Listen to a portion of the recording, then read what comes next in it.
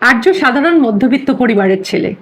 ভবিষ্যতে কোনো নামী সংস্থার উঁচু পদে চাকরি করবে, এটা তার স্বপ্ন ছিল। তার বন্ধুরা যখন আড্ডা দিয়ে বা সামাজিক মাধ্যমে সময় কাটাতো, তখন সে ঘরের ভেতর বসে নিজেকে ভবিষ্যতের জন্য প্রস্তুত করছিল। সকলে বলতো সে খুব অলস, তার দ্বারা কিছু হবে না। সে সারাদিন ঘরে বসে সময় কাটায়, সে কারোকে পাল্টা উত্তর দিত না। ভাবতো তর্ক করে সময় নষ্ট না করে নিজের কাজের মাধ্যমে নিজের যোগ্যতাকে প্রমাণ করতে হবে। উচ্চশিক্ষার পাশাপাশি চাকরির বিভিন্ন প্রতিযোগিতামূলক পরীক্ষার জন্য সে নিজেকে প্রস্তুত করছিল। সকলে যখন তাকে বিদ্রূপ করত, সে নিজেকে বোঝাতো এখন উত্তর দেবার সময় নয়, নিজেকে প্রস্তুত করার সময়। এটা তার জীবনের এমন এক অন্ধকার সময় যখন তাকে অনুপ্রেরণা দেবার বা বাহবা দেবার জন্য কেউ নেই।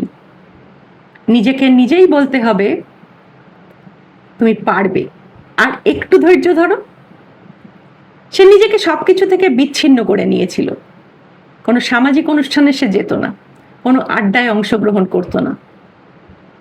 সে জানতো তার স্বপ্ন পূরণের জন্য তাকে তার বর্তমান আনন্দকে বিসর্জন দিতে হবে। সাফল্য পাওয়া অত সহজ নয়। বছর দুয়েক বাদে সে এক নামী সংস্থার উঁচু পদে চাকরি পেল। তার স্বপ্ন পূরণ হলো। একদিন যারা তাকে বিদ্রূপ করেছিল, আজ তারাই বলতে শুরু করলো, আমি জানতাম ও একদিন বড় কিছু করবে। আর্য আজও কোনো কথা বলল না। বলল না এর জন্য তাকে নীরবে কতটা পরিশ্রম করতে হয়েছে। কারণ সে বিশ্বাস করত পরিশ্রম সে নীরবে করলেও তার সাফল্য উৎসবের মতো উদযাপিত হবে। একদিন তার সাফল্যই তার হয়ে কথা বলবে। ভিডিওটা ভালো লাগলে চ্যানেলটাকে প্লিজ সাবস্ক্রাইব করতে আর লাইক কমেন্ট শেয়ার করতে ভুলবেন না। আমার ভিডিও দেখে অনেকেই কমেন্টের মাধ্যমে আমাকে প্রচুর ভালোবাসা ও সমর্থন জানিয়েছেন, তার জন্য অসংখ্য ধন্যবাদ।